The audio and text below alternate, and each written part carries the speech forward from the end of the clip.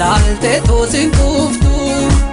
narraati fagoodha iddoo naati jirtu annu fundandeenye kootu naa hubadhu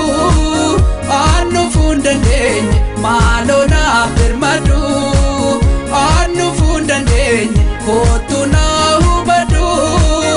annu fundandeenye maaloo naa birmadhu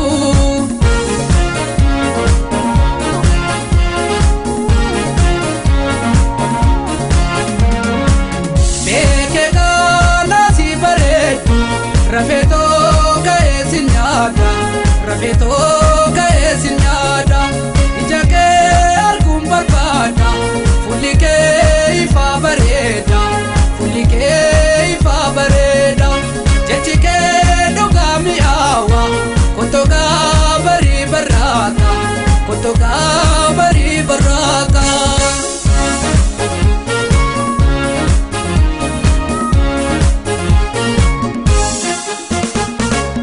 Jiti laalte toosin kuftu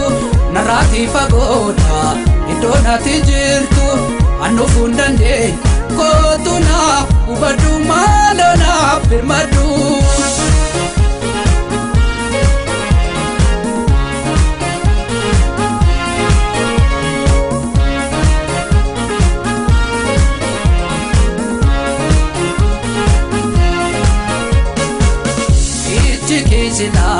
laalte toosin kuftu narraati fagoodha iddoo naati jirtu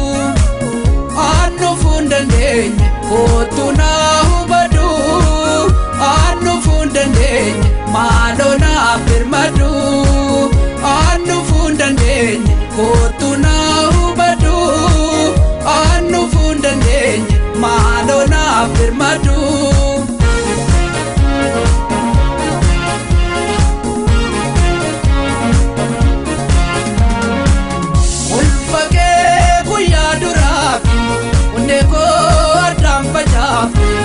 Beki gargar tarsafte uleto ansi barbanan alisa hedu jabate karansas baye bagate manwaya nasi baretu kalbiko sifan rarate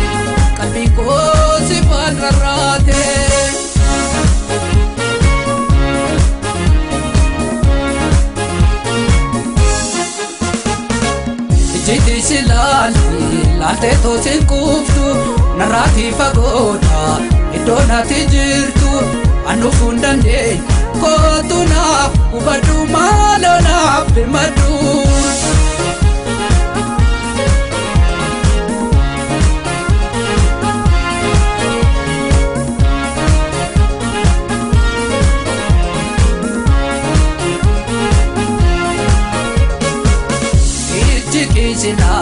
laalte toosin kuftu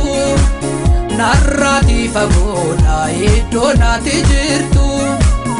annu fundandeenye kootu naa hubadhu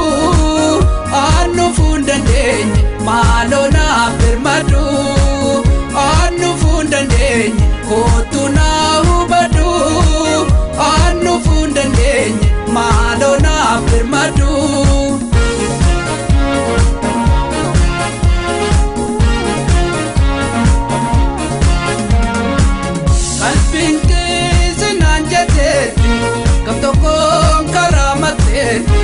Kaptokon karamaterti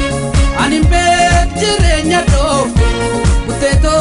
manana bafte lupachu farramni data isudaf sulle rakoda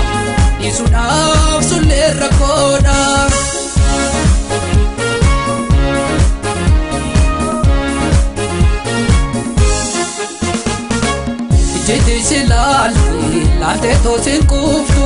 narraati fagoodha iddoo naati jirtu annu fundandeenye kootu naa hubadhu maaloo naa birmadhu